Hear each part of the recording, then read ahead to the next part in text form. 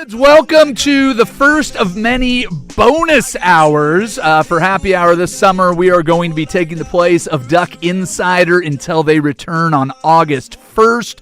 You will have me. I will try to bring in some special guests as we go on. I've already talked to Dusty Hara about having hump days with Hara every Wednesday. So if you're missing out on your Ducks insight, because let's be honest, you don't want me to give it to you, and I don't want to give it to you. So we'll bring in Dusty. He'll catch you up on everything that is Ducks as the summer progresses. Then when we get close to the kickoff of the 2026 Ducks football season, Joey Mack and the crew will be back with Duck Insider, so it'll work out perfect.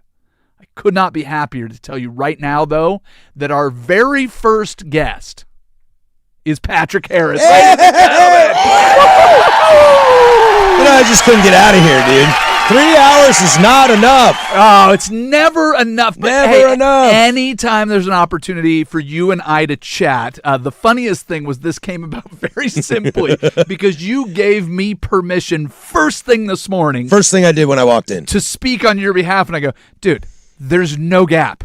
Stick around for 15 minutes, and you can speak for yourself. What did you learn about me and how smart I am this morning when you got up and looked at headlines? You came to me months ago, yeah. and this is the hill, the probably the number one hill you will die on right now. Yeah. Of sports takes.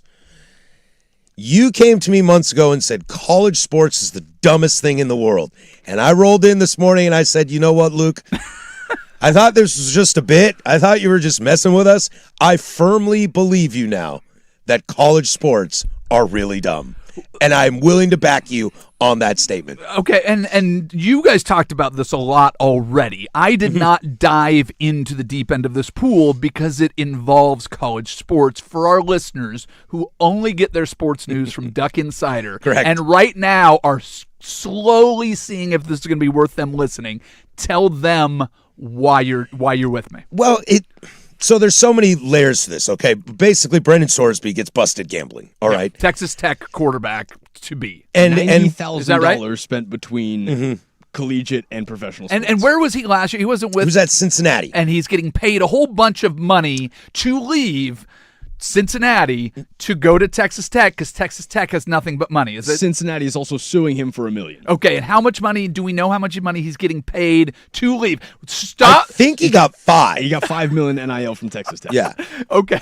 So I do want to correct it though. I don't think that college sports are the dumb. I'm done with them. I'm out on my own little island going, call me when any of this sounds like an actual sports organization. Because just right there, he can leave the school whenever he wants. He can get paid $5 million.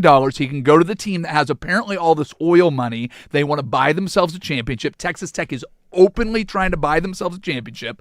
Doing a pretty good job. They're on the trajectory. They certainly. This is one of the Final Four in the playoff last year. They were the number one team. Final 8. Okay, best team in the Big 12 by a lot last year.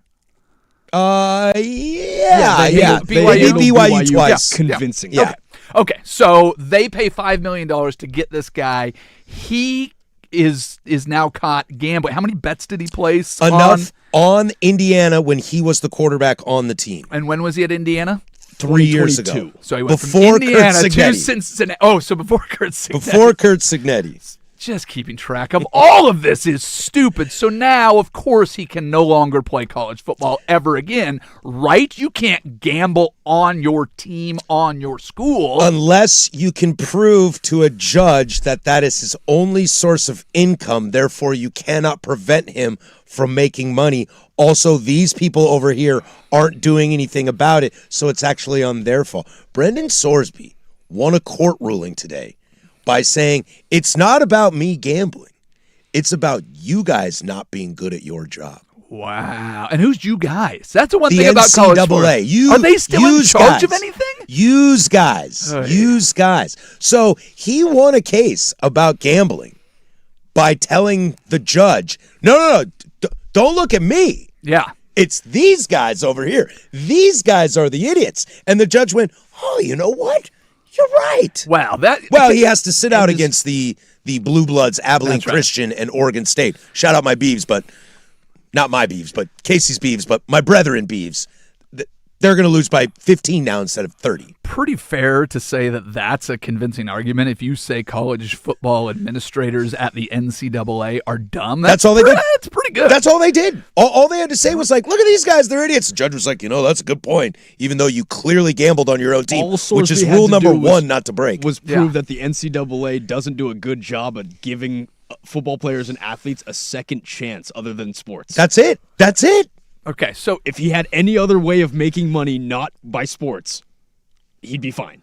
So problem gambling is up 30% depending on which study that you look at. Okay. Searches online for problem gambling help is up 23%. Well, I like that. DraftKings is now in every state, probably using something akin to the predictive marketing, I would guess, that Kalshi is using. There's predictability markets in Washington for now. I think those are about to go away, though. I think they're working on legislation to get rid of that. There is not DraftKings in Washington. Well, no, DraftKings is promoting the fact that they're now available in all 50 states. Oh, so it must be some sort of so they're just some sort of projection market. Sportsbook. Yeah. So the DraftKings Sportsbook is available in 26 states and DC. The prediction markets are available in 38 states. Casinos are heavily restricted, only legal in 5 states. And then daily fantasy sports widely available across the U.S., except in few states that restrict prohibition. So they're promoting it that way anyways. What I was kind of noticing with all of this, and you will know one side of it a little bit better than I, but prohibition in this country has not gone really well. It didn't go great with alcohol. With marijuana, it wasn't super effective. Marijuana was decriminalized, and for a little while, there was a little bit of upheaval, but they didn't get real public about it. They opened their little pot shops around the area and just kind of settled into it and moved themselves to the background. In sports, the gambling is front and center. It's got to be advertised, and it's out there. Maybe the reason marijuana isn't big is because they're not allowed to promote it, and people are very cautious about it. Can't have commercials about cigarettes and marijuana. Total. Gambling is very different. The NIL opening up of all the money through legal channels, this all kind of reminds me of like the big political collectives that now can go out there. All of this stuff was always being done in the background. And bagmen gambling overseas accounts. But gambling, guys spending money on political campaigns or corporations doing it. There was the NIL or people being paid, so that was happening. People were using marijuana when there was, the prohibition on alcohol. There was gin rooms popping up and speakeasies and all of that. Were we better off when everything was just happening and we didn't need to talk about it? Or we like what? I brought that up this morning when Danny and I were talking about this. It's this stuff has always happened, but once you let the worm out and you can't put it back in. I thought it was a cat coming out of a bag. Is What- that not what this is? I The was worm? thinking- I was Are you thinking thinking of tequila bottle? No, I was thinking the worm of is dead, brother. I was thinking of that like Pringles can that you open and it shoots the the big springs. snake at you. Those are fake peanut cans, not Pringles. But yes, I'm with you. Okay, I'm picking up what you're putting. That's kind of what I was wondering. Like when you had to be super shady and be the backdoor man, and you had some bookie who had an offshore account that you dealt with, and $100,000 in a McDonald's bag. Weren't we all kind of better off for that? And then every once in a while, somebody like Reggie Bush gets busted, and we all get mad and believe that they all should be paid. Or we do what I did and was be like, whatever. He still won those football games. He's still the Heisman Trophy winner to me. It went from people lying about being shady to people lying about being honest. Yeah, and That's a very. I do not expect clever insights from you very often, Casey. So that was very good. I think there's a lot of unintended consequences that are naturally going to happen with anything. Yeah. That have put your sport in a more dangerous spot. Because I think we can agree that NIL and a larger college football playoff and paying players. And the transfer portal is a grievance many fans have. But a lot of it has made the games on the field better and more exciting. Yeah. Okay. I hear all the negative sides to it, and I agree with you. Too much transfer portal news for me, too much NIL news for me. But the sport on the field is looking a lot better. What they don't realize that they might be doing, and this is what I bang my drum on, is at what cost? See, here's my... You could tear the whole thing down. Yeah. Just because you want to make it better, quote unquote. Here's my challenge with college sports in the idea that the games are better. I think college football has sold this bill of goods that you've always had great games. The NCAA tournament does the same thing in basketball where there's always been great games. They just have to play hundreds and hundreds of games on a Saturday. Look at the schedule. There is going to accidentally be 8 good games every weekend. Fair. But they play, 60, 80 games a weekend, depending on how far you want to go down, because you can watch FCS and you can go all of that. There is going to be something on Sunday night Sports Center, or I guess Saturday night Sports Center, where you can be like, oh my God, did you see that college football game? Still a lot of turds out there. Same thing with the college basketball tournament. Yes, you get buzzer beaters. Yes, you get these big upsets. You get Appalachian State beating Michigan. 99% of those games are way lopsided going the other direction. Every once in a while, you get this big upset. Do this for me at the start of next college football season. Look at the halftime scores and look at the halftime commentary and how often it's like, oh man, Georgia's going to lose to, whoever, and I can't believe this could happen. And then what happens is the team that's playing out of their mind gets a little bit tired. And the team with 2 waves of NFL players ends up still winning by 30. Sienna you can was go up. out and play. Remember the Alabama-Cincinnati playoff game? Alabama didn't even bother putting together a game plan. They just went out and went Tecmo Bowl, up and B, up and B, up and B, up and B, and just ran the ball down their throat. Didn't even bother. They go, our athletes are better. We're going to have that. Every once in a while you get a great game. Doesn't mean there's better games. They're easier to find. Mm-hmm. Every game wasn't on TV 15 years ago. There were great games, but nobody's televising some of those matchups out there because they didn't matter. But now you can watch them all. You can see your television will go, hey, you should probably switch over to that. Apple TV does that for me. Hey, I'm going to check out this game, fourth quarter, pretty good.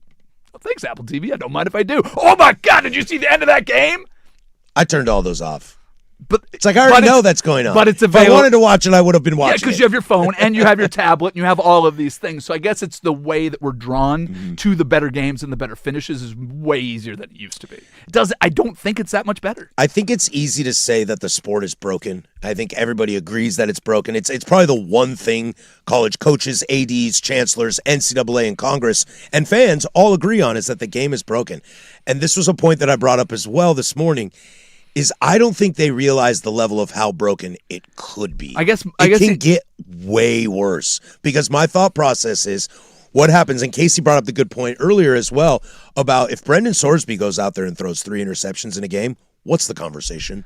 How much money you got on that game? I honestly think, though, that the game has been broken, and it's always been broken. Go back and look at the claimed national titles. Go look at the BCS. Did that work real well? Did the 14 playoff, was that great? It was always better because we have so much nostalgia built into your time at Pullman, your time at Oregon State, whoever Dirt's time at Oregon. We have all of this built up nostalgia, and the one thing that sport does a really good job is selling you on that nostalgia. And when your team and your colors and your region, the one thing that really hurt my fandom as much or more than anything was the stripping down of the Pac-12. When the Pac-12 disappeared, those were all the schools that I had any connection to. I didn't go to a school. So holding on to Oregon as they go to the Big Ten, like I don't know how you guys are doing it, being Oregon State and Washington State fans going into a Pac 8.5 as if it's really the Pac conference. It's not. It's you were the most ripped off schools in all this realignment. Stanford and Cal are in the Atlantic Coast Conference with SMU. It's just comically bad because everything is above board. When it used to be backdoor deals, at least we didn't know about it. When think about your car, okay? Okay. You're driving your car and it makes a weird sound. All right. It makes a weird sound. You just turn the radio up a little bit. Yeah. Okay. There's a little bit of oil drip in the driveway, but it's nothing bad. And you just check your oil every 2 months and put in a quart when you need to. That is what college sports used to be. Yeah. Now, Your college radio's sports, broken. No, now you can hear all of it. Now college sports has given you the diagnostic from the mechanic, telling you what's wrong with it, and you're just kind of like, I'm just going to turn the radio up a little further and throw this thing in the recycling and call it a day, because the same problems exist. The difference is that now we know about them. To Casey's point, everybody was being shady about being shady, and now they're being shady about being honest. Totally. And that's, again, your car needs a new transmission, and you're like, what? I can't hear Party in the USA, because I can't hear you over my radio. I bought a new car, man. I bought it. You did, and you traded I'm good. it. I did. I traded it. I'm goodbye. going to take pro sports, not this illusion that college sports are as good. They're just not. They're Your just 76 GTO with tons of transmission issues, you upgraded to a Ford Fiesta. Yeah. You're like, I'm good. Yeah, well, and I got a bike. I my sports is the Stanley Cup final has been amazing. Absolutely the incredible. NBA finals so far Great. have been absolutely incredible, and this is one of those could be a sweep and still be great. Mm-hmm. And then my other sports, 9 and 10-year-old lacrosse. So and I'm perfectly happy. Call me if something big happens. If there is a Oregon championship football game, I'm tuning in. When they're in on the playoffs, there's enough, but I don't need. I'm not going to pretend that college football has ever been great. That's the lie that I think we all have told ourselves, that it used to be great. Cool. Tell me when. Tell me when it was all above board and everything was great. Never. I mean, as far as being above board, yeah, never. that's what I mean. There are times when I really, really loved college football. Well, sure. In fact, right now is a time that I really, really love college football. However, I have to throw that diagnostic from the mechanic in the garbage. I can't think about, because NIL drives me nuts. I am not a gambler. I am famously on this station said, I'm not a gambler. I have no interest in it. Okay, sure, I dabble sometimes. Yep. But I'm not. I don't love talking about it. I don't love putting segments into it. But again, if I can turn that off, if I can turn the fact that these aren't actual employees off and just watch the games, I'm pleasantly happy. So his name's Brendan or Brandon? Brendan. Brendan Sorsby has been, what's the official term? A temporary injunction against the NCAA's ruling of a ban to play. The guy spent $30,000 gambling on the team that he played for and the university that he attended. 90. And Korean hot dog eating contests. Wow, who doesn't bet on that? That seems perfectly above board. So he's spent all this money. Right now he is looking at a 2-game suspension, which would be Abilene Christian and Oregon State. In Corvallis. He'll be We've back. got a chance. He'll be back in time for BYU as it stands right now. Texas Tech will most likely be undefeated and go into the playoff. It's wonderful to talk to you. Thanks for sticking. Thanks for sticking around. That will be all of our college sports for today. We do need to get to the game that's going to be played tonight. New York City will be hosting the New York Knicks, up 2-0 in the WNBA in the NBA Finals. We will get on that next. It is bonus hour of Happy Hour on 105.1 The Fan. The biggest.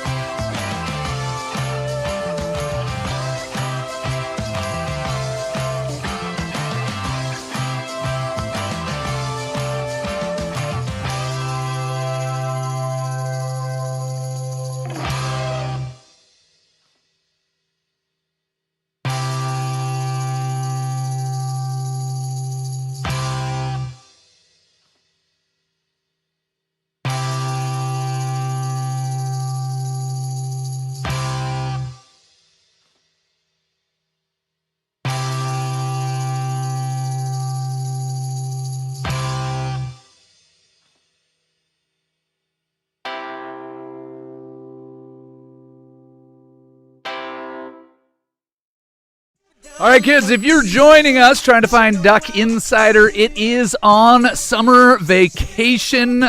We do not get that luxury, but we do get the luxury of 2-hour shows now through August 1st when Duck Insider returns to get you ready for the college football season. Plus, what else? What other fall sports do they have?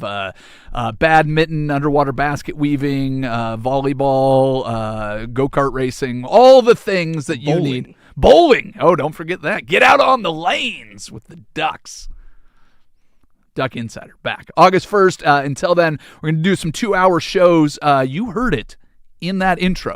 This is an NBA Finals Week edition of the show. Here's my question to you, Casey. Will the NBA Finals make it through the week? I kind of hope they don't.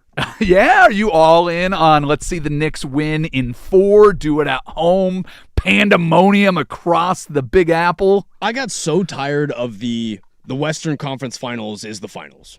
I totally agree. That's not how this works.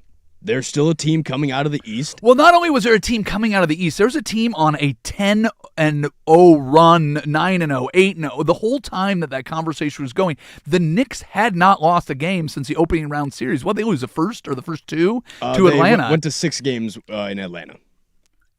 I think they lost the first 2, though, and then rattled off straight. So, I mean, I realize that people think that was, a less than stellar start to it, but you're not giving C.J. McCollum enough credit, people. I mean, let's go. That's tough for anybody. But you rattle off double-digit consecutive victories, and then we're just going to poo-poo this team that is full of college basketball champions from Villanova and going out there and doing it. It's pretty humorous to me that Victor Wembanyama comes out the day after or the evening of missing a game winner at home, a chance to tie up the series, drops to 0-2, and says he's built for moments like this. Dude, you had an open shot. That didn't look very built for that moment. Tried to pass off the ball, too, to Steph Castle. Yeah. Oh, dude, that whole thing, man. Wow. I mean, he was bad down the stretch. I mean, there's no other way to put it. The most critical turnover of the game and misses his chance at the game winner. I mean, Jalen Brunson had an opportunity to make both free throws and did not. It looked like they were right there to get that rebound. You were gifted a chance to go down with a 1-point deficit. All you need to do is get your 7'4" all NBA everything defensive player of the year superstar, the guy that wants the ball in his hand. He told you that he should be the MVP. And what did he do? I mean, it's humorous to me, and I'm kind of with you. The Knicks winning in 4 would be insane.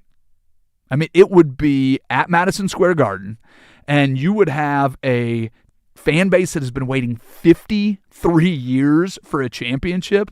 They've had 2 opportunities in that time. Are those the only 2 finals, the one in 93 and 99? This would be big. This would be big. They are saying that tickets are going in Celebrity Row. Somebody paid $1 million to sit courtside. Can you imagine? People are spending $200,000 to get into the arena. These are not even courtside. This is not in the Celebrity Center. People are spending what it would cost to buy a house in San Antonio to go to the Madison Square Garden and watch this game. I mean, I don't know if there's ever been a opportunity for the Knicks that you felt like was right there for the taking. But here's the thing. For them to lose this, they'd have to lose in 6 or 7. So either way, I think you're running into something that is going to be theater. It's going to be a great matchup.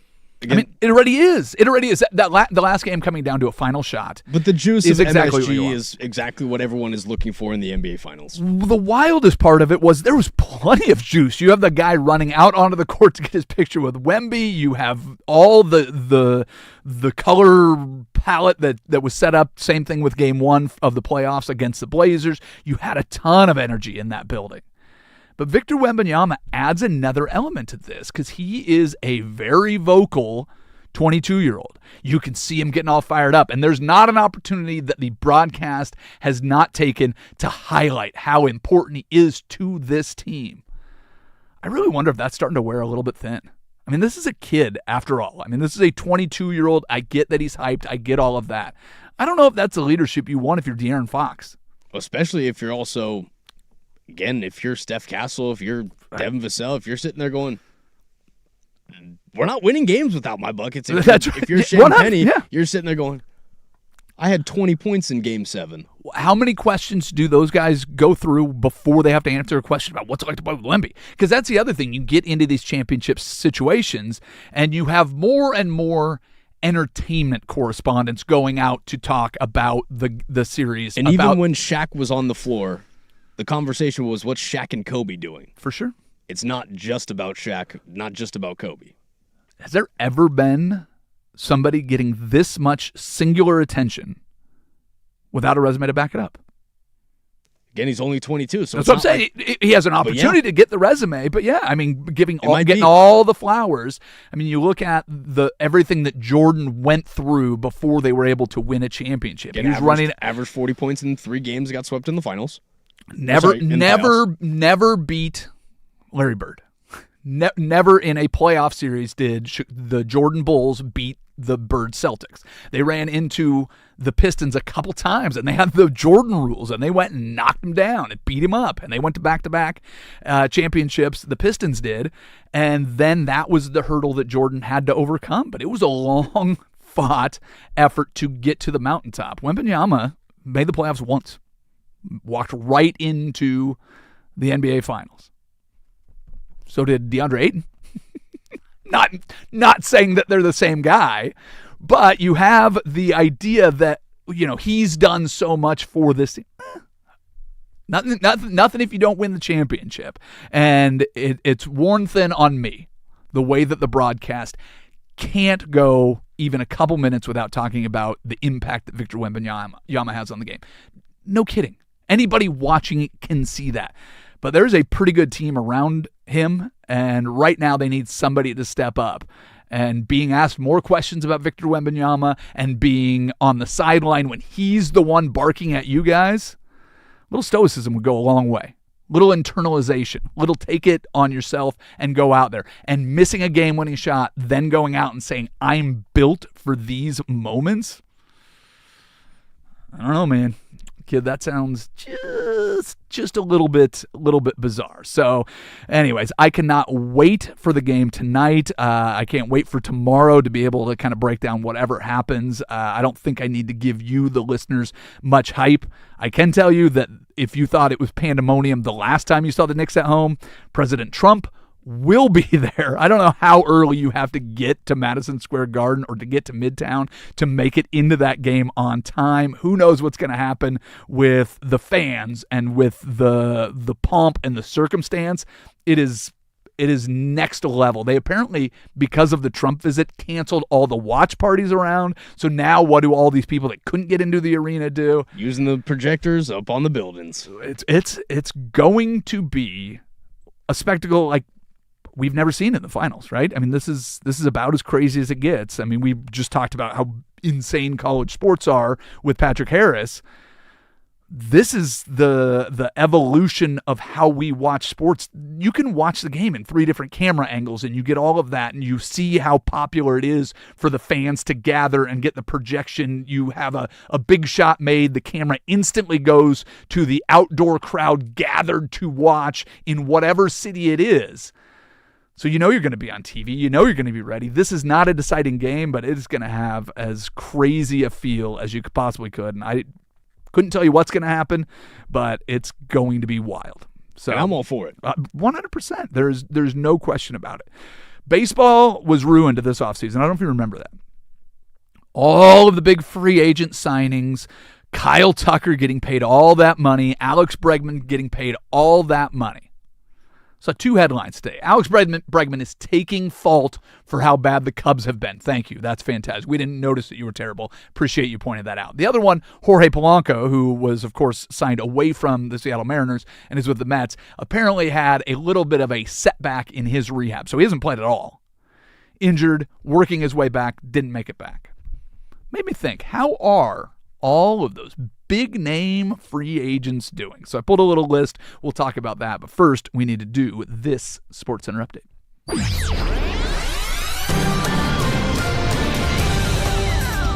Love First that on music. the fan, U.S. gymnastic great and the world's most decorated gymnast Simone Biles shared limited news of a health scare on Saturday.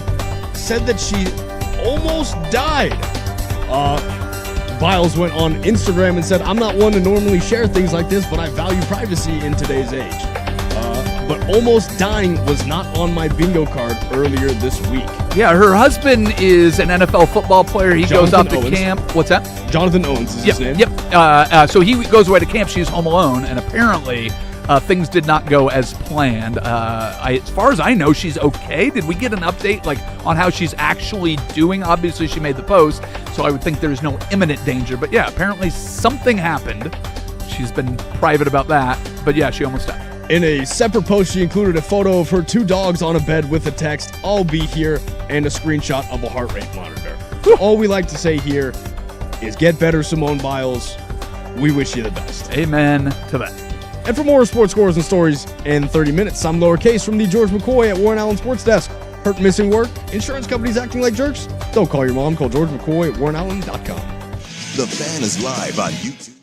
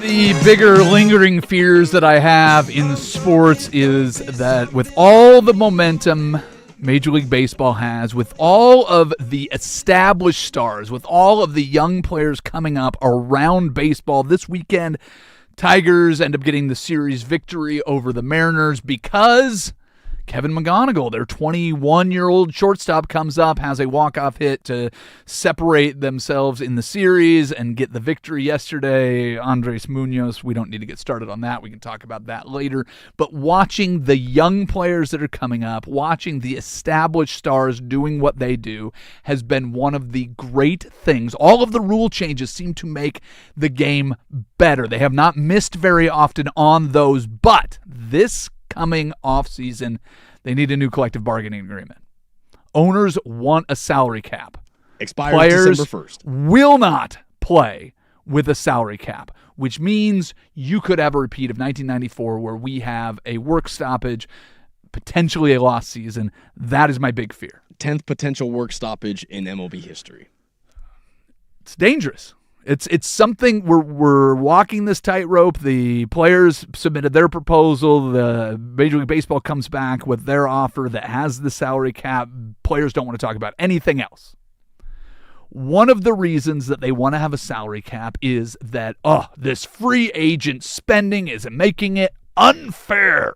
Teams going out and spending all of this money. Who was the number one player that was leading to the demise of Major League Baseball because it's unfair that the Dodgers got Kyle Tucker. So that's the guy that's been on the back of my mind, because have you heard anything about Kyle Tucker this year? Nope. You don't even hear his name mentioned. He has not been awful. And granted, they have 5 other superstars that you could name before him. In fairness, but he has gone and for the most part disappeared. This weekend, Alex Bregman came out and talked about the Chicago Cubs and how bad they have been lately. They were one of the teams that had 2 10-game winning streaks in the first 40 games. They were coming out of the gates on fire. Bregman came out and said that he's been terrible and he is the reason that they have been so awful. And PCA also said similar stuff last Well, week. you take ownership, but Bregman was one of these big offseason signings, and I already mentioned Jorge Polanco was signed by the Mets, and this was a big piece, especially in the playoffs. A lot of clutch hits for the Mariners last year. They let him walk. He hasn't played because of injuries. So he's done nothing. Bregman admittedly has been awful. But I wanted to see where we were at with all of these big offseason free agents, because these guys were going to change the fortunes of these franchises. Pete right? Alonso, Bo Bichette. So we'll go through it. Kyle Tucker is the first guy. This is the one that jumped into my head. He signed a 4-year, $240 million contract with the Dodgers last season. I know you like playing the guessing game. WAR seems to be the best, easiest metric to go to because it'll even the playing field, because I do have some pitchers on this list. I will give you Kyle Tucker's career 162-game average WAR, and then I'm going to have you try to guess where he's at this season. Fair? His 162-game average is 5.5. He's 5.5 games better than the comparable players at his position. Where do you think he sits this year? 1.014. He is at 0.9. Still Whoa. Positive, but he is 0.9. That's why you haven't heard anything. He's not terrible. He's not going the wrong, but he is not good. He's not anywhere near where he's been. Alex Bregman signed a 5-year, $175 million deal to go to the Cubs. 162-game average is 5.5. Where do you think he sits? 3.1. 1.3. Better than Kyle Tucker, and he just called himself awful. Dylan Cease went to the Blue Jays on a 7-year, $210 million deal. His 162-game average, 3.1. 0.87. 1.7. 1.7. He's a little over half of what he had. Pete Alonso, 5-year, $155 million to go to the Orioles from the Mets. He is a 3.7 career average WAR player. 1.4. 1.4 on the nose. Look at you. Look at you. There we go. I don't know if that's encouraging for Orioles fans, but congratulations to you, lowercase. Ranger Suarez to the Red Sox, 5-year, $130 million. This is a 4-WAR player throughout his career on a 162-game average. Where is he at right now? I'm going to say he's at 2.1. 1.1. one. Do you see a pattern here? If there's names that I'm missing, go ahead and throw them at me. But if the reason we have to have a salary cap is that they're spending all this money and the rich are getting richer, the guys spending money are not getting what they pay for. Free agency What was is... Bo Bichette's? Bo Bichette. I haven't gotten to Bo Bichette yet. I have two left that I pulled. So Edwin Diaz is the next one. Edwin Diaz is also potentially in trouble for cockfighting videos that showed up from Puerto Rico. So you've got that. His average is 1.7 over 162 games. This is another signing by the Dodgers, by the way. So if Kyle Tucker was point A, why we can't do this, point B, which you shouldn't be able to go out and get one of the best closers in baseball. 1.7 career average. And he had some bad years. He also started the year hurt. Sure. I'm going to guess 0.6. How about negative 0.5? Whoa. That's the big one. No, it's not. No, it's not. Bo Bichette. There's worse? Bo Bichette. I'm going to give you his because we know that it's worth. He is negative 0.7 WAR. You tell me what his career average 162 game average is if I'm telling you that he is the worst sign. And they put him at third base that he does not really play. WAR is probably around 4. It's 4 on the nose. Look at you. I mean, if this is He's the a reason, biracial angel. if this is the reason that Major League Baseball and the owners think that you have to have a salary cap because it's not fair that the teams can go out and overpay in free agency and build a dominant team. Free agency it's a tricky beast. I mean, is there a name that I missed? I mean, tell me. That was the best I could do. Josh Naylor? Well, Josh Naylor wasn't a free agent signing. He was a pickup and extension. I can pull up Josh Naylor. I'm just thinking of guys who got extended. Yeah, but that was also like a big reason why you stick with a guy like Josh Naylor is what he did for the clubhouse when he got there. So if we look at Josh Naylor, his 162 game average is 1.7. He is negative 0.1. So again, not great. The number one priority of the Seattle Mariners was to re-sign Josh Naylor, and they did. And he had a pretty good weekend. Yeah. I mean, it's when the team that you left throws at you and you guys win the game, that's a... Well, that wasn't this weekend. Was that last weekend? Yeah, I mean, against the Diamondbacks. They got thrown at in Detroit as well. Well, yeah, but that wasn't the team. He was never with the Detroit Tigers. So, yeah, I mean, but listen, he's also 1.7. I mean, he's one of the lower WARs on. I mean, you have a guy in Bo Bichette that's a 4 WAR player for his career. He's negative 0.7. But free agency in sport is one of those things you are paying top of the market money for a guy that is not being paid by his team. That's why free agent's so tricky. NFL is one of those things. You're usually paying the top dollar to get one of the best players available. The very best players are not available. Yeah, what's the famous line that Brad Pitt uses in Moneyball talking to David Justice? I don't watch it every day like you do. Give me it. Well, he goes, "What are you getting paid? $4 million a year? Well, the Yankees are actually paying $3 million of that salary. That's what the Yankees think about you. Yeah, they're paying you $3 million to not play, to beat you. Yeah. So, I mean, if that is the argument that Major League Baseball has, though, it does not carry water. Just figure it out, guys. Keep playing baseball. Aside from these 7-8 players that I pulled, there's a lot of guys playing really well. And I'll have to ask you about one of the Yankees that's still on the active roster because there might be another MVP candidate somewhere within the organization, which is a little bit terrifying if you don't factor in that they don't win World Series anymore. Otherwise, it would be absolutely terrifying. Before we get into our regular hour shenanigans, there's a couple things that I'd like to recommend, and at least one that I would like to dissuade you from watching. A couple clips from over the weekend I'd like to point out that you should probably find time to view. So my viewing recommendations, do's and don'ts, we will do that before we get into the normal hour. You're listening to Happy Hour on 105.1 and the Fan Sports Network. Join the Fan.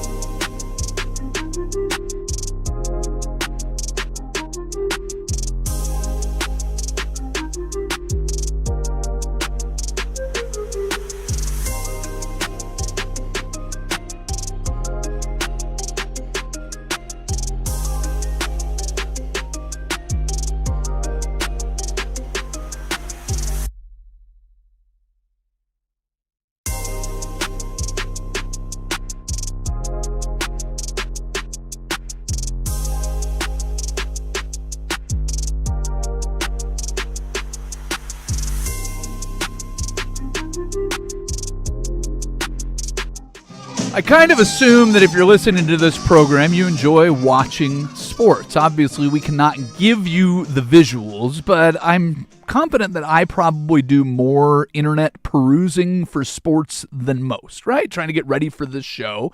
Casey, you and I are scouring to find things that are interesting, and especially for my show. I can bring you all the obvious things, but anybody can do that. And I'm sure that you really care about my opinion over everybody else's. Stuff. But I like digging a little bit deeper. For me, that's the fun part of sports, is there are things that you see, especially with baseball, especially when you look in some of the smaller leagues, there are things that just pop up to me that are worth watching. And so I thought, since we have this bonus hour, I don't know if we'll do this every week. I don't know if we'll do this every day, but there are a couple things that I saw over the weekend I just want to tell you all about. So if you did not see them, if you can't take in all the sports, you're running around with your kids, you're doing the honey-do list, you're listening, whatever. I'm going to give you my first ever, here's things to go back and watch. The first one is a little disappointing for a lot of reasons. One, what the hell were you thinking? Two, security, they're already started. Well, I'm going to let them just finish what they're doing and see, would it have worked? I mean, there's so many things. So, game between the Cincinnati Reds and the St. Louis Cardinals in Busch Stadium in St. Louis. A ball gets wedged on the top of the wall where the fans cannot reach it. There's maybe 4 or 5 foot gap between probably the fans. It's probably 6 feet, depending on the height of the. It's hard to tell how tall the child was that the Cincinnati Reds fan tried to lower down by his feet so that he could collect the ball. So sitting at the very front row, I hope it's dad and son. Otherwise, you just borrowed a kid to play the claw game. Just dangling. It's hilarious. So he picks up the kid, starts to dangle him head first over by his feet. The plan is to lower the kid down so he can get a $3.99 baseball as a souvenir. And the St. Louis security, luckily, was quick enough to go over there. So nothing ended up going wrong. You name your stadium after your favorite brewer in the area. Things like this are going to go wrong. It was not off the upper deck, which I don't know why the headline made it seem like they were dropping the kid over a 300-foot ledge. It could have ended badly. It did not. Security got there in time and squashed it. But if you've not seen the attempt, it's worth a view. Well, if you remember, there was a Pirates fan a few years ago who That tried fell to over? do something Yep. similar and fell over, and That was I don't know. I actually didn't see from the angle how tall the wall is right there. that was like a 16-foot drop for the Pirates. Well, for the fan. Pirates one, I remember that one. He knocked himself out, too. That was an ugly You know, scenario. I've been inside of MLB stadiums. The walls aren't short. They're not. Probably They're not. 10 to 11 feet. Yeah. I don't know. Again, terrible idea. Worth watching. If you enjoy to cringe when you watch your sports, what happens every year? You hear somebody that falls off the upper deck somewhere, and it can go terribly wrong. The MVP of the whole scenario is the security guard. But just looking at this is a good idea. Yeah, that's a good idea. Let's do it. Is maybe my favorite part, is the enthusiasm which everybody goes for it. The other one I want to point out, I don't know how many people spent all weekend watching Oklahoma City Comets baseball, but the AAA organization had one of the crazier double plays that I've ever seen. Who are the affiliate for? You know what? I did not put that in my notes. That is worth noting. Why don't you go ahead and check that for me? But I will describe the play to anybody listening. You should probably go back and watch it. So this is a Dodgers AAA affiliate. They moved to Oklahoma City. I guess I think I knew that. Used to be the 51s in Vegas. Okay, Oklahoma City Comets. Left fielder running up on a ball towards the line on a full sprint. Tries to do the little slide and side saddle catch. He has it for a second. Well, during the slide, after getting the ball in the webbing of his glove, flips it up, ball goes 15, 20 feet in the air, and running back on the ball at the same time is the third baseman in foul territory. The ball launches up. He makes the catch. The ball never touches the ground. So there's your 7, your 5, and he makes it to first to tag up the runner for a 7-5-3 double play. Not something you see every day. It's just love. I absolutely love everything from the grainy footage that you get for AAA coverage to just the popping up, the headiness of the third baseman to turn and absolutely whip it, the frozen rope that makes it to first base in time, the bewilderment and shock of the base runner trying to make it back to first, just going, how did I let that happen? The whole thing is fantastic. Please go out and watch that. You see the final putt of the women's U.S. Open in golf? I did. How far was that putt? 3 feet? 4 feet? Half a toe? Well, no, I'm saying, like, what was the distance that she's putting from? Probably 4 feet. 4 feet, 4 foot putt. Nelly Korda, one of the best golfers going on either side of the PGA Tour. She is out there with a chance to win the Women's U.S. Open. This would be her 4th major championship. She has played pro golf since she was 17. You think everybody just looks at a flat 4-foot putt and goes, piece of cake? Oh, she almost missed it. Every inch of the cup on the wraparound. She thought she missed it. If you look at her face, it looked like just that absolute dread. There are few things in sport that give me more, what is it, Schadenfreude, where you feel like you're there. Is that the right word? Where you're like, I can put myself in that moment, is that missed putt. But she got it. She wins her championship. Just watch the full speed replay. ESPN, I don't know what you're doing. You tell me all about this. I didn't watch the entire tournament. I was actually keeping an eye on it, but I didn't watch the whole tournament. I saw that she won. Don't show me the slow-mo version of that putt first. Of course it's going to look more dramatic. Give me the full speed. It's so much better. If you have not seen it, go and watch it. It's not quite the full revolution around the cup. It's like 75%. It's like 75% around the cup. It is. And on the first full bank, it starts to go against gravity. It is elevating out of the cup. It's pretty good. I watched it way too many times. It is pretty good. And then the crowd at I think where was it at? It was at famous course. I had it in my head and now I've lost it. But Riviera. It was at Riviera. The crowd at Riviera for Nelly Korda was awesome. Just Nelly. The fandom, the spectacle that is sport it's alive and well, man. It is healthy. It was great. Did you see the Magana goggles? I found the Magana goggles. If you watched any Seattle Mariners baseball over the weekend, you got a matchup with the Tigers. I thought I hated everybody appropriately for the Tigers after last year's postseason series. They brought up another guy to hate, man. This Kevin McGonigal is really good at baseball. It was the young guns out there playing. You have Cole Young and Colt Emerson getting RBIs, scoring runs, going against Kevin McGonigal. He hits the walk-off. But my favorite, the fans showed up and built their very own Magana goggles. I tried to describe them, but here's my recommendation. Just go and take a look. I made this other plea, my final 2 for you.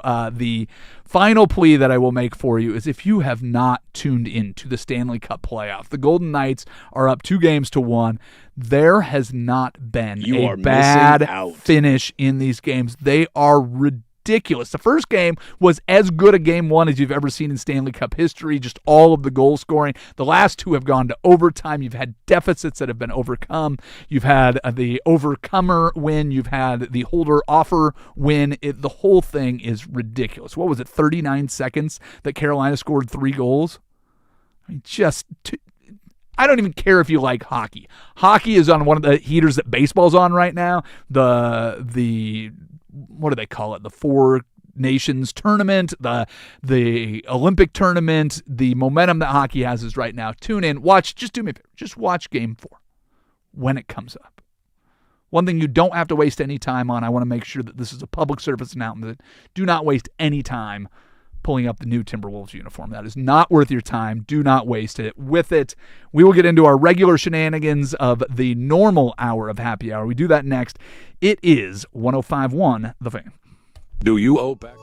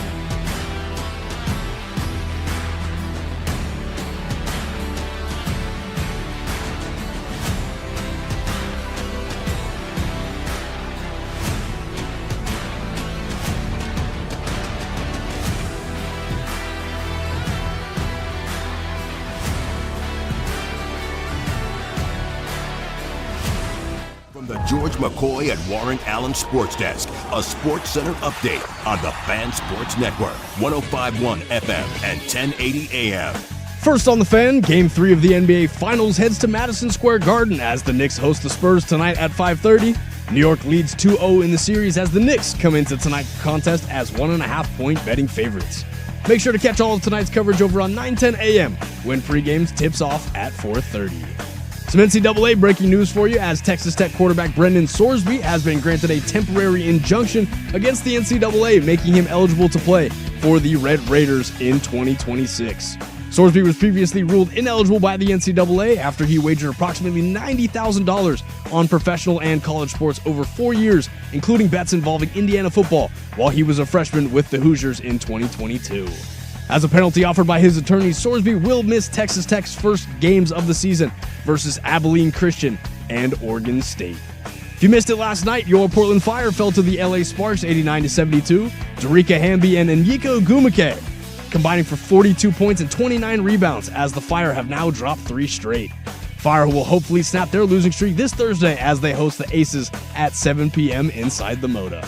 And finally, another NBA nugget for you as the Atlanta Hawks and head coach Quinn Snyder have agreed to a multi-year contract extension. Snyder has been with the Hawks since 2022 and guided Atlanta to a 46-36 record before losing in the first round this year to the Knicks in 6 games. And for more sports scores and stories in 30 minutes, I'm Lowercase from the George McCoy at Warren Allen Sports Desk. Hurt, missing work? Insurance companies acting like jerks? Don't call your mom. Call George McCoy at WarrenAllen.com.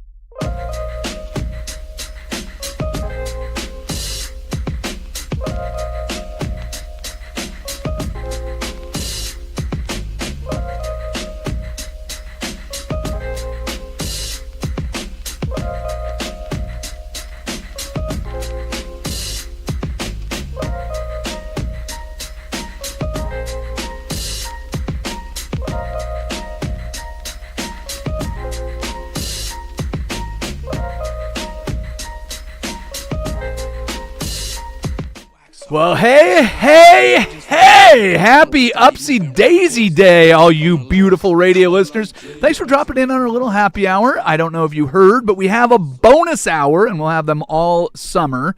But if you're just joining us, we appreciate you listening. If you're watching us on YouTube, here's a hand gesture just for you. You're welcome. If you're listening on the radio through 105.1 FM on 1080 AM, online at 1051thefan.com, Odyssey.com, the Odyssey app, or, yes, your smart speaker, can you get me more happy hour for the summer? Done. And this is what you got. Use the fan text line, 503-2-GO-FAN. That's 503-864-6326. Use it. Use it to text, use it to chat, share your thoughts, ask questions, solicit advice, or answer me this, dear listeners. What are you most excited for tonight's finals game 3? Lowercase, what's the big headline tomorrow after Knicks Spurs concludes at Madison Square Garden tonight? Brendan Sorsby bets on the Knicks. And we join him. You hooked on this Brendan Sorsby thing? Like, a little bit. To me, okay. I'm not that surprised. Like, I would be. I'd love to be. I'm actually more surprised that I'm not surprised because this is idiotic. You have a guy that was caught betting on his sport. I think that's where I stand as well. Well, we've seen crackdowns in the NFL, NBA, obviously Major League Baseball. There's nobody in charge of college sports. The Big 12 doesn't want him gone. Texas Tech's their best team. Texas Tech was the best team that they had last year. It's their chance to win. These teams are incentivized to win because it makes a lot of money for their team, their school, their conference. It's a big money grab. Like I would like to say that I am surprised, but to be quite honest, I saw it and went, yep. Yeah, it's kind of where I'm at. Sounds about right. I think I'm, in the way that you said it, I'm surprised that I'm not surprised. Yeah. Well, that's the part that sucks. Get used to it, man. They gave SMU the death penalty and said they would never do it again. They have given up on trying to penalize teams. They take away wins in the record books. They don't do any actual punishment for these. There's no academic standard. I mean, we've heard a million stories about that. They're semi-pro football teams that the universities take most of the money for. It's an insane system. And the fact that it still gets people defending it, I think they're just doing the right thing. They're going to Congress to try to figure it out. What has Congress solved recently? The whole thing is an absolute mess. Anything from the Knicks game? You don't even care about that? The president's going to be there. Everybody. Oh, the who's who, the red carpet. I'm going to sit back and wait and see right now with the Knicks, especially because got to go back to MSG. I want to know what Karl Anthony Towns' mentality is like with all the juice in the building. He's been so chill through the first couple games, man. He has like this calm demeanor. It's about internalizing it. Shout out to his mom afterwards. Never seen before, and it is. That's the shocking thing. The way that he described it was the reality of how he feels versus how he expected to feel. And there you go. There's your tie-in. Surprised not to be surprised. He said that he was shocked how calm he feels. Like he felt like this is where he belongs, and all the work that he's put in, this team has put in to be there sitting at the precipice of a championship doesn't feel out of place. He said he feels like a kid going to an AAU game on a Saturday. Everybody told him it's going to be bigger, it's going to be brighter, it's going to be all of this. Maybe there's a big benefit to starting on the road for this Knicks team. I don't think they're going to get shook by the atmosphere at MSG. It's been that way throughout the entire postseason, and they've delivered at home. I don't know why. I don't see why it changes. Now, what can change is if the Spurs team can figure out how to get on the same page. They got a couple days off since Friday night. So assuming that you had time to kind of pull it together and go, all right, what are we doing that we weren't doing before? They got to within a shot to win that game too. So they're closer than they were in game one, where they let the Knicks just run away with it at the end. Do they show up with something figured out? We're hoping. Time will tell. It's tonight. It's tonight, man. I love the NBA Finals. Let's go. You know what else I love? 12th Annual Fan Golf Classic presented by Toyota. You know what else I love? Sold out. We told you to get your foursome. Don't blame me. This year's tournament at Langdon Farms Golf Club sold out in record time. If you missed this year's event, be sure to join us next year. Special thanks to our sponsors for this year's tournament. Victor Rico's is back with pre-round burritos. Matt's Barbecue is back with post-round barbecue for our golfers to nourish themselves and soak up some of the sampling that they may have had on the course.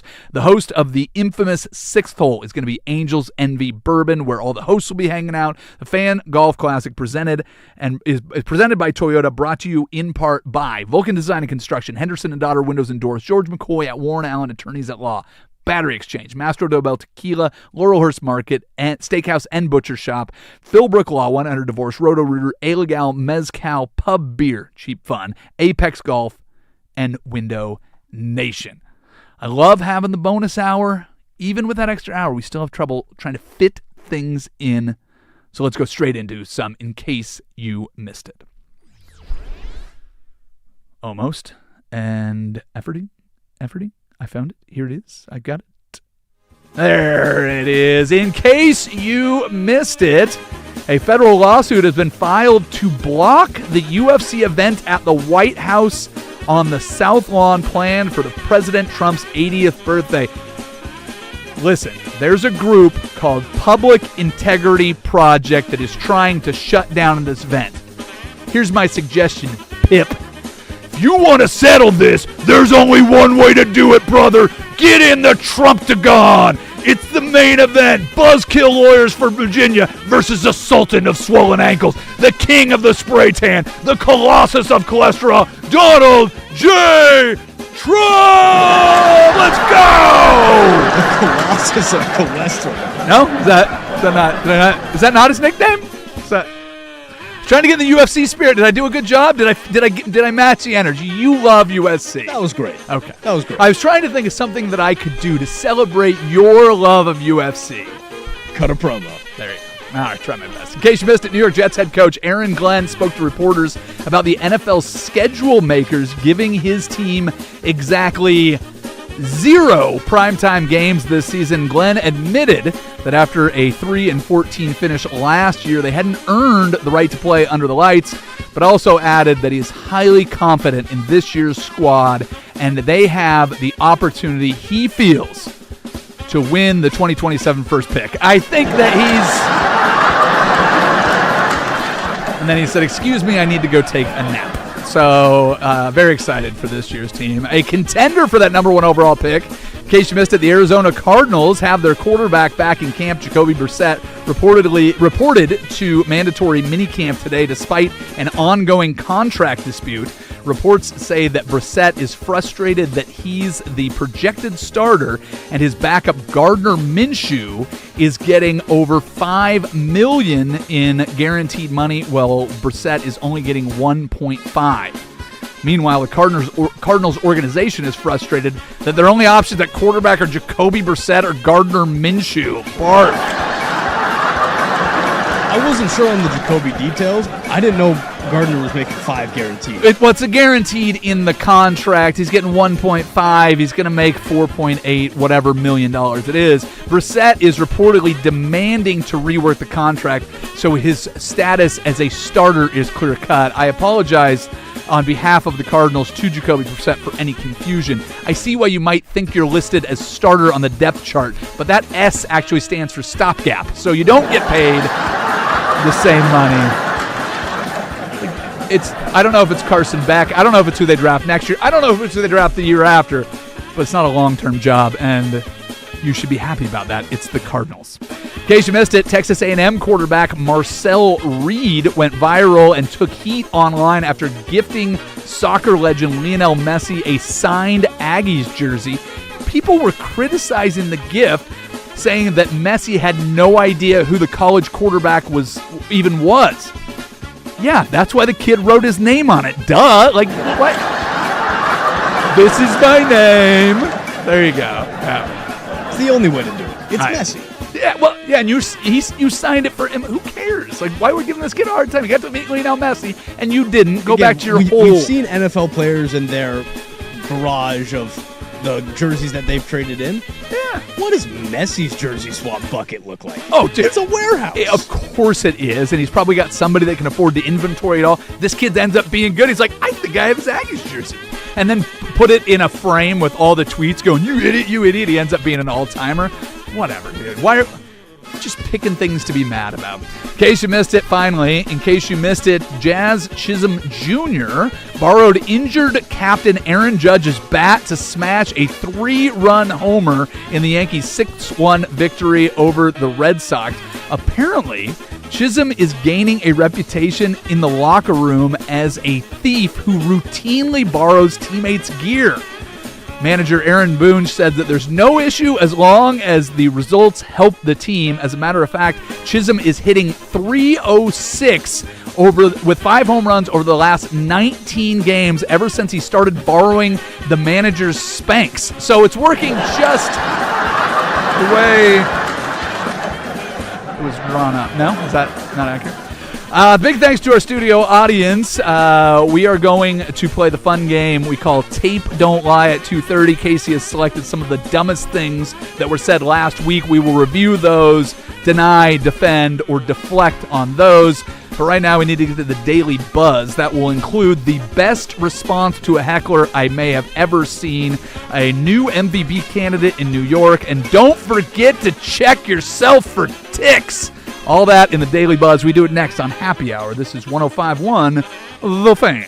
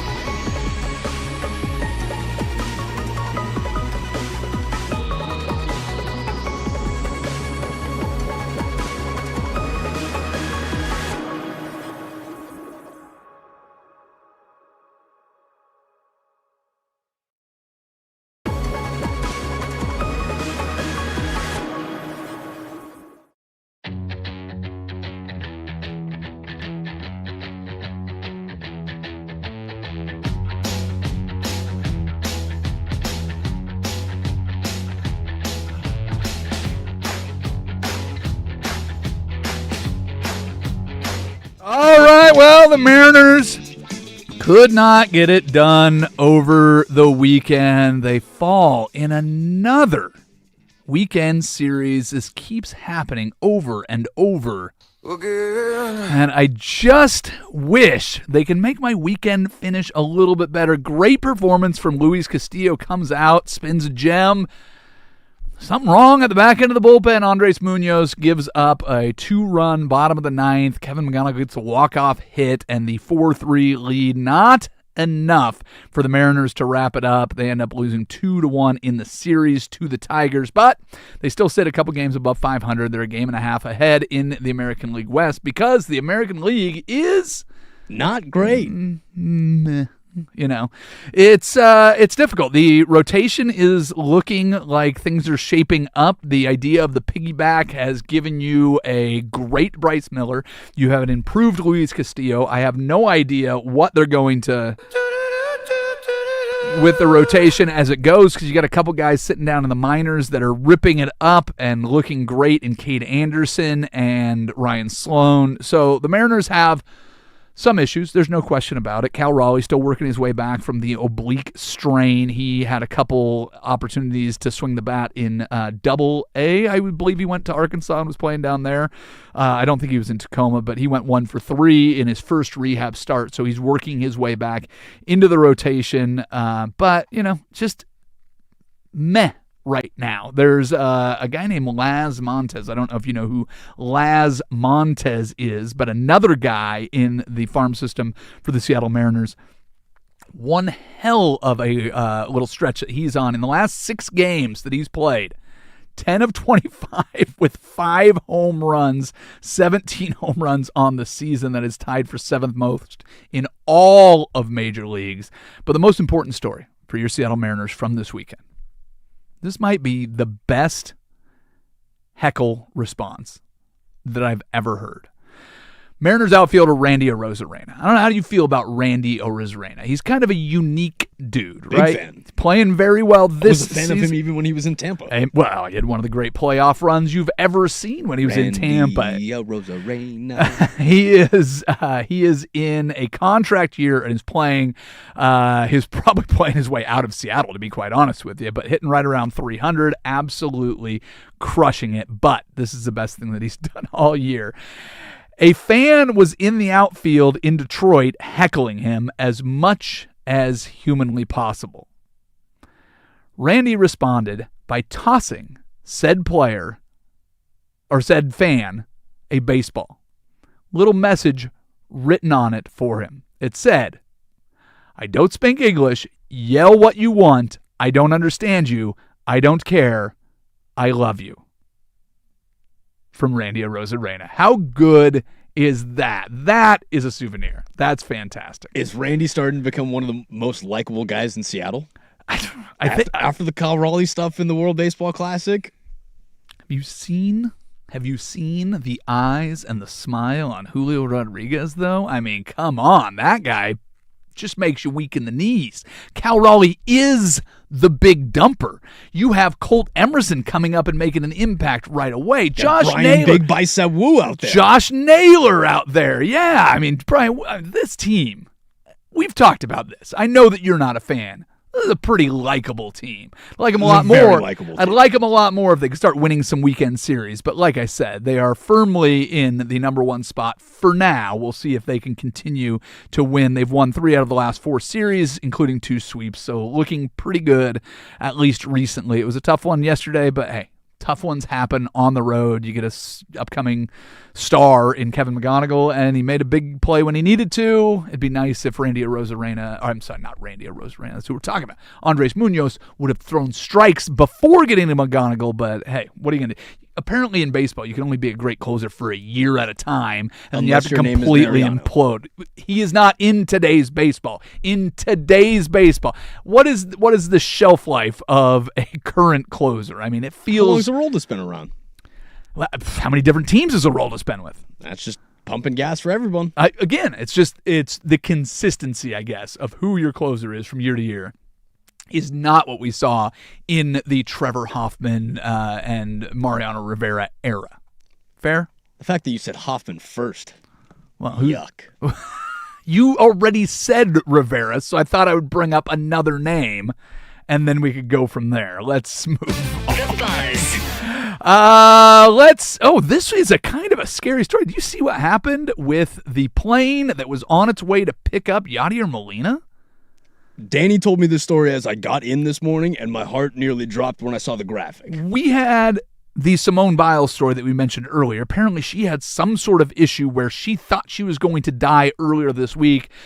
Ex-MLB star Yadier Molina and his family waiting for a private jet to pick them up, and the plane crashed. Pilot, co-pilot, both dead, and this was one of those things that is not the same as that illness or whatever it is. Simone Biles posting pictures with her heart monitor on saying, we're good, got the dogs with it, whatever. It's one thing when it's your health. It's another thing when it's one of those close calls. Can we stop losing baseball players to plane crashes? Well, luckily... And being close? Yeah, well, I mean, hearts go out to the family of the pilot and the co-pilot. I mean, it's no 100%. less a tragedy because people that we don't know their names, but knowing that you're scheduled to be on that plane is one where your heart leaps out of your chest and you kind of just go, whoa. So that is a very, very scary story. But yes, the plane that was scheduled to pick him up crashes before on landing to pick him up. So it's absolutely terrifying. The Buzz. I need some input from you. You're still wearing your Yankees hat. You have not switched over to the White Sox yet. We're waiting for Munetaki Murakama to make you a White Sox fan. Is Ben Rice really an MVP candidate? With Aaron Judge out, he has been absolutely dominant over the last, decade? The Yankees are 13 games under 500 when Aaron Judge does not start. Aaron Judge is very valuable.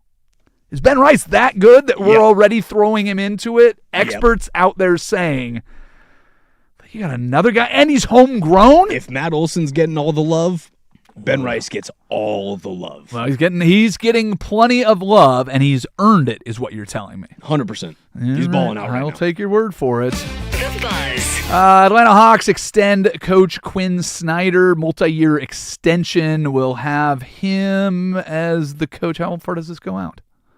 I don't have the numbers here. Either way, they're extending Quinn Snyder. Congratulations. The Hawks had a nice little run this year. I think with all the trades and all the movement of everything, you finally move away from Trae Young and you get C.J. McCollum back in that trade. You only team in the Eastern Conference to get any wins against the Knicks. Any team in either conference so far to get any wins against the Knicks in this postseason. So again, I know that we were talking about, what do you feel if the Spurs go out and dominate in the finals? How do you feel as a Blazer fan? Well, if you're a Hawks fan, you're kind of seeing the same mentality that we talked about last week. I said it earlier this year, or maybe last year, but the Hawks are my meh in sports. They had a point this year where they were 100% 500 for their entire organizational history. I believe that was the start of March, right after the Jonathan Kuminga trade. Well, there you go. So doing some things down there, and one of them includes extending your coach. So that means he'll be the first one fired next year, and it'll just cost him a lot of money is the way that I see it. And finally... The Buzz. Multnomah County health officials are urging hikers to take precautions after documenting an unusually high number of ticks at Powell Butte Nature Park in Oregon. Outdoor enthusiasts need to be vigilant in checking themselves for ticks. That's not how you do it. Check your kids, check your dogs. Then when the lights go down, check your partner. That's a way to do it. What would Brad Paisley do? Is that the guy that wrote that song? Go out and go hiking. If you're hearing this right now, you're dating, you're married, you're trying to rekindle things, go out to Powell Butte. Then go, hey, I was just reading about this. Apparently there's a lot of ticks. Boom. Naked time. Just my recommendation. Do with it as you please. We'll do some Tape Don't Lie next, but first, let's walk over to the George McCoy at Warren Allen Sports Desk and see what we missed. First on the Fan, San Francisco 49ers wide receiver Brandon Ayuk has spoke for the first time since he was placed on the reserved left squad list in December. Ayuk posted a video message roughly 90 seconds long on Sunday morning captioned, "If you scared, just say that." Dat spelled D-A-T. Who's that to? Is he going to New Orleans? What is happening?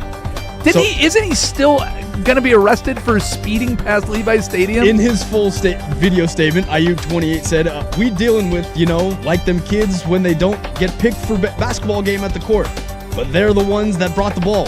So it's like, all right, you all don't want to get picked. I'm taking my ball. I'm going home. Or like when your kid, he got this one toy, but he doesn't really know how to use it correctly. So someone else picks it up and plays with it. And then they're like, oh yeah, this is cool. Wait. But that's my toy. Can I ask you a quick question? Go for it. Do you know what the hell any of that means? No. Okay. Finally, he says, man, stop running from the bill. The bill's coming. You scared? They scared. Truth is, they scared. They know how I get it. They're going to say, oh yeah, BA did this. BA did that. BA did this. Allegedly. But what they're not going to say is BA suck at football. BA starting to sound a lot like AB, who's not playing anymore. BA is starting to sound a lot like AB. You are. And for more sports scores and stories in 30 minutes, I'm lowercase from the George McCoy at Warren Allen Sports Desk. Hurt, missing work? Insurance companies acting like jerks? Don't call your mom. Call George McCoy at WarrenAllen.com. The home of dirt and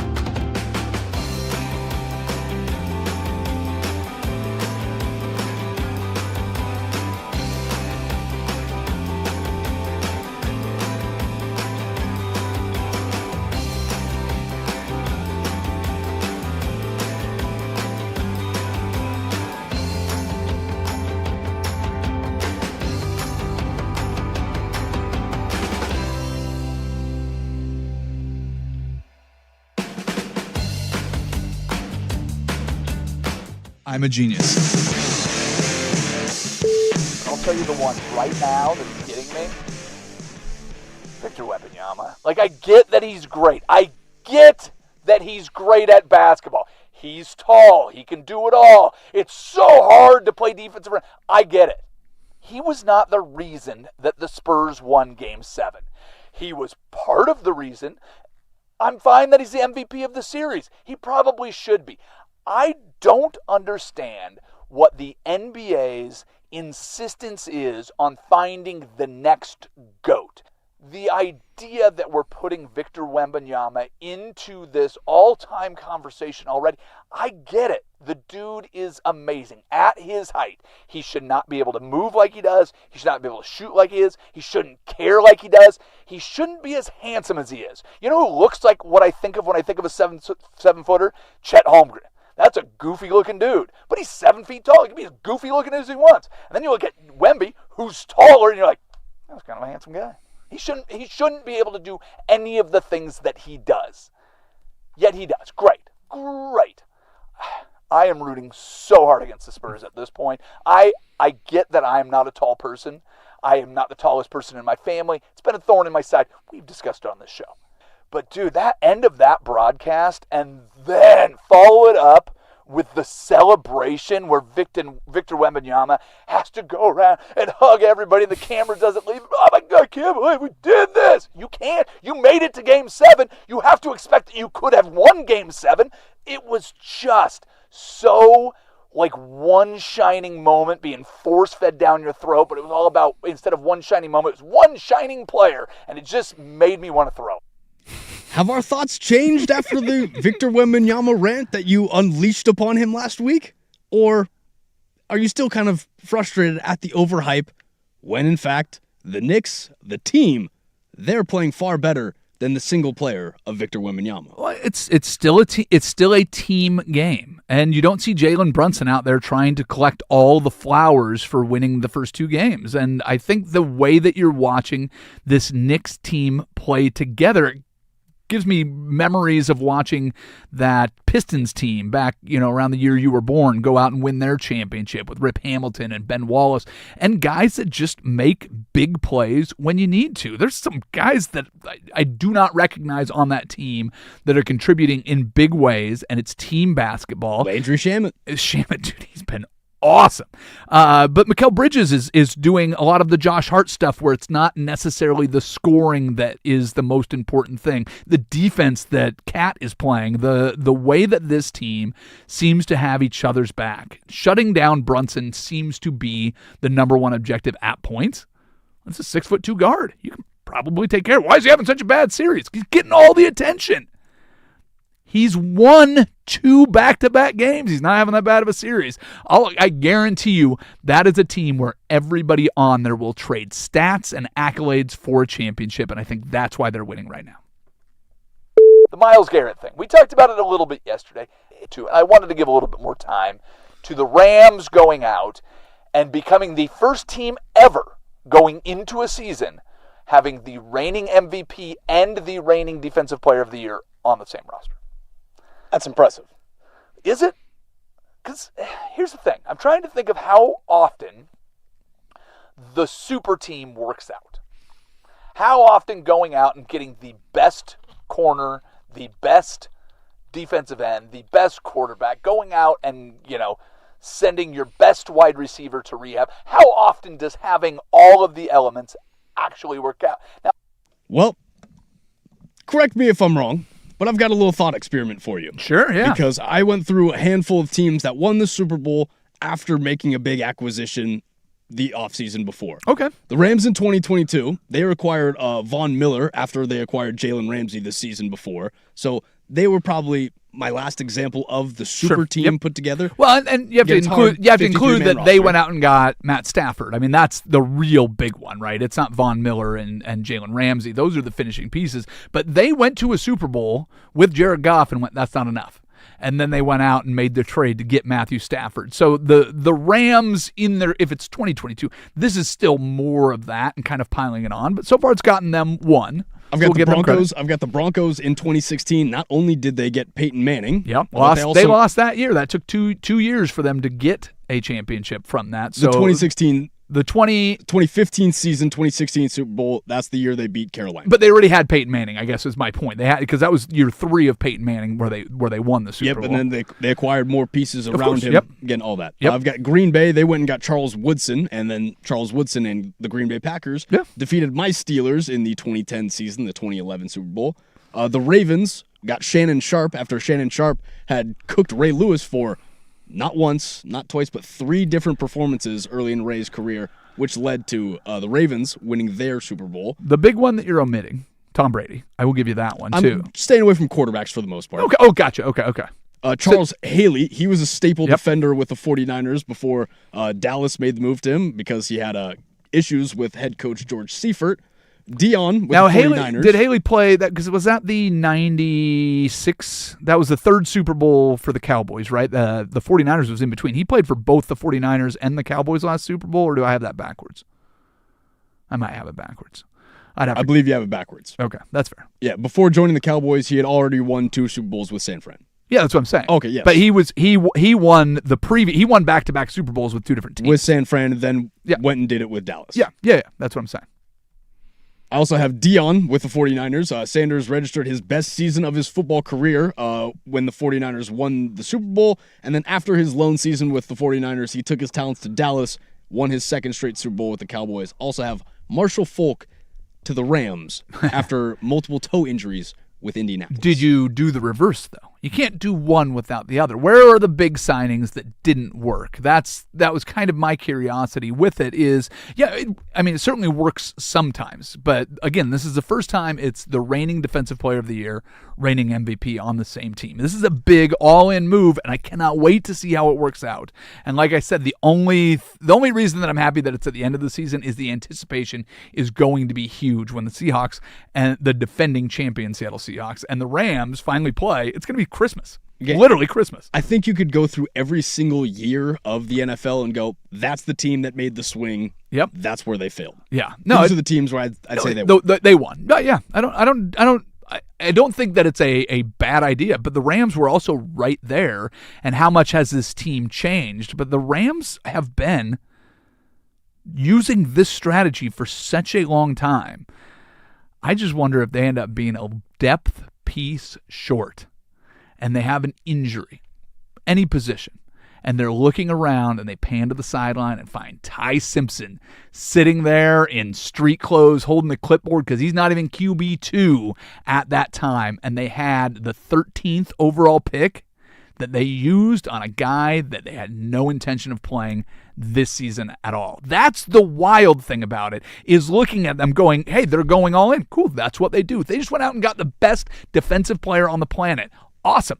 This should be fun. I still can't believe that both strategies happened in the same year. Did Puka miss games last year? I think he missed a game or 2. What happens if he goes down again and now you're stuck with... Well, again, but you miss anybody. You could have had a depth piece, somebody that could have gone in there with a top 15 pick. I just think you assume that it's a starter or it's a contributor. Especially with the depth in the wide receiver rookie class this year, I would assume with that 15 pick, you'd probably go talent, give Matthew Stafford more options, but... NFL is the best theater. The Rams might be the best in there. There are some super teams that have been built, and it didn't exactly work out. I think we said that we would do that this week. I'll do a little bit more digging. I do like this topic. It's very fun. I think we need to, with the extra time, more NFL. I can think of one off the top of my head that definitely failed.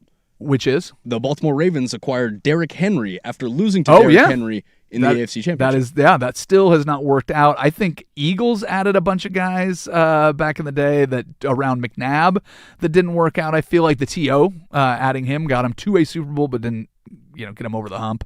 So it'll be interesting. The Vikings with Brett Favre got close but didn't. There's some out there. So it's a curiosity of mine, but like I said, bonus hour gives us more time to talk NFL. What's next? Explain this to me, how you think this is going to end. Terry Rozier has petitioned a federal judge to lift a no-contact order with the Charlotte Hornets so he can pursue NBA free agency in the middle of his sports bribery and fraud case. This has to just be a formality, but that whole sentence right there just sounds dumb. Well, Terry Rozier... Brendan Sorsby said, hold my beer. Yeah, I guess. What is a weirder situation? A guy being federally indicted by the FBI trying to go back to the league that he was indicted from, or a college-eligible quarterback gambling on his own team and still being able to play next year? Who's the commissioner of the NBA? Adam Silver. Who's the commissioner of college football? Great question. Yeah, there isn't one. There's nobody in charge down there. It is chaos. If Patrick Harris's statement to start our bonus hour is accurate, we just went in there and said, well, "There's the only way I can make money," and who's really out there, who's on the other side, who's making arguments on behalf of college football in that. I don't know what it is. It's a court hearing. Injunction? It's injunction. I don't know how the courts are all set up. But who's the one that has the authority to go? No, there's no way that you're in there. Somebody I think pointed out earlier on the text line that it's still up to the NCAA to uphold the penalty. But if there's a court order to override whatever penalty the NCAA puts down, again, this is why I don't want to get into this. The fact that this is the biggest story of the day. It just makes me shake my head. I'm not surprised. I wish I were. College football has no leadership. Therefore, the Wild Wild West moniker that has been given for the transfer portal and for NIL and now for gambling and punishment and whatever else.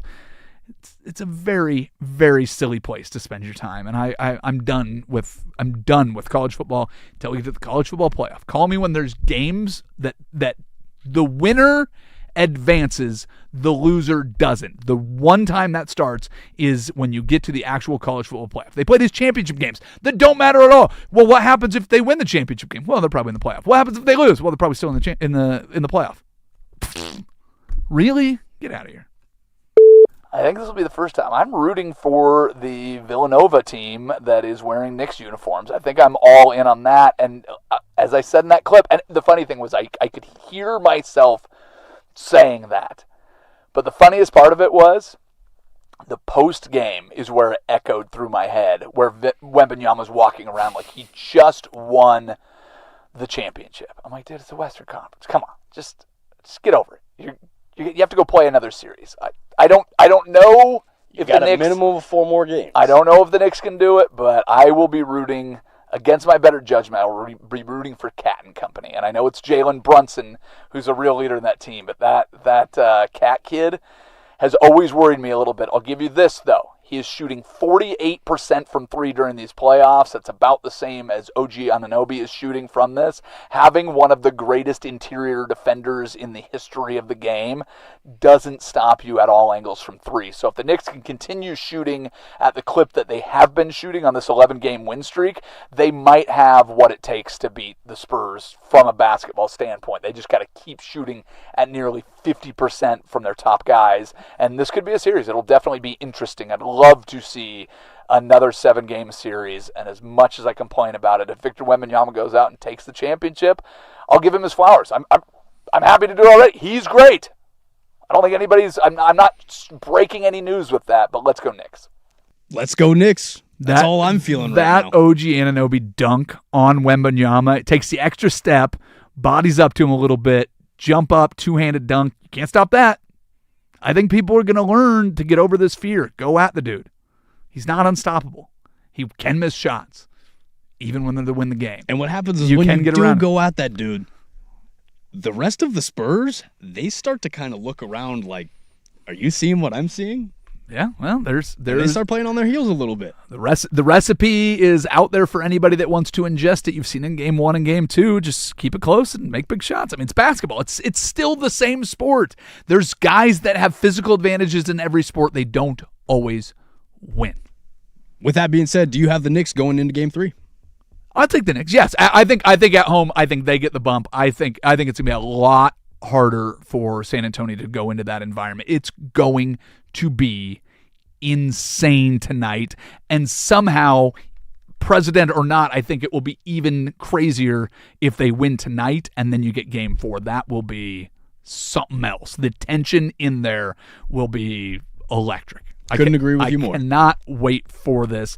Our one more for the road is fantastic. That's all I'm going to say. It is a combination of two things I never thought I would see together, and I am here for it. We will do that next. You're listening to Happy Hour on 105.1 and the Fan Sports Network.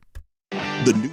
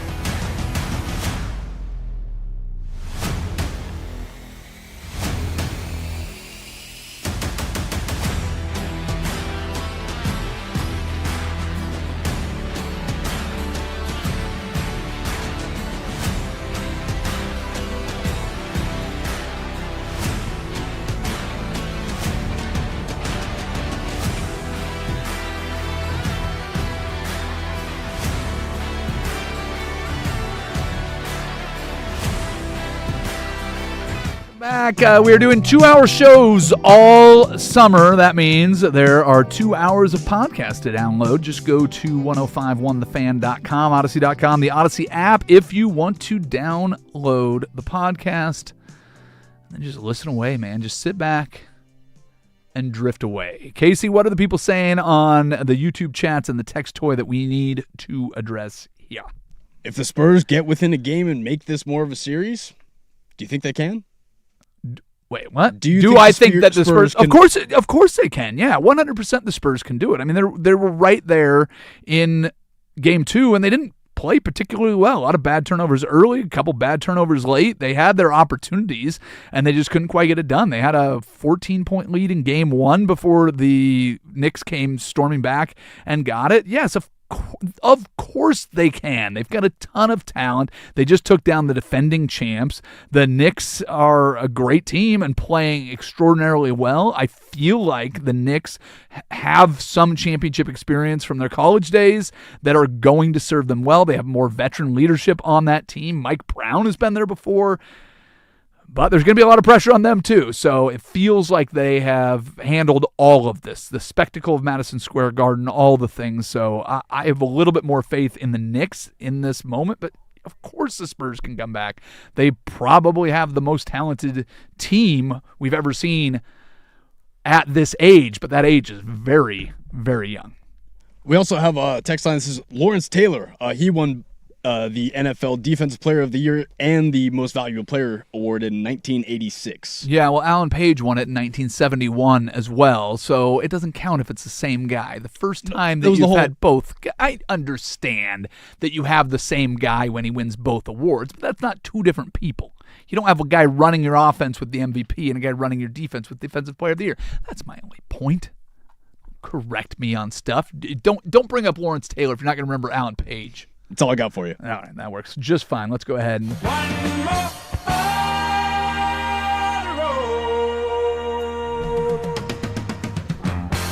You a fan of literacy and libraries? I am. You a fan of Lucha Libre? Oh, very much so. I will give you Lucha Libro. There is a new initiative to help with literacy, and Lucha Libre is going to libraries across the country. More than 40 events are planned this year from libraries from California to New Jersey. The wrestlers are going into the libraries and holding nothing back. This is a full-on Lucha Libre event. Masks, getting tossed out of the ring, entrance music, the whole spectacle is going in libraries in an effort to bring kids to more books, bring them to the importance of learning to read, and pointing out that your local libraries are a resource and an opportunity to be entertained. Take into a world of fantasy and imagination like no other. The pictures of this was on the AP website is where I saw it, and if you go through there, just the entrances that these guys have, the excitement of the kids, the debris all over the center of your local library, this is outstanding. I know it's not UFC because those guys can't read, but Lucha Libre, I get down with some Lucha. I could get with this. So yeah, if you want to see if anything is coming near you, I did not see the full list. I'm sure that there is a place to find it, but it brought me nothing but delight, and the picture array is fantastic. So go ahead and check that out. Big thanks to Patrick Harris for sticking around to talk a little Brendan Sorsby at the very beginning. Thanks to everybody that listened to the show. Casey Smith, thank you, and of course, thank you, Isaac Ropp. We're all done for now. Bye-bye.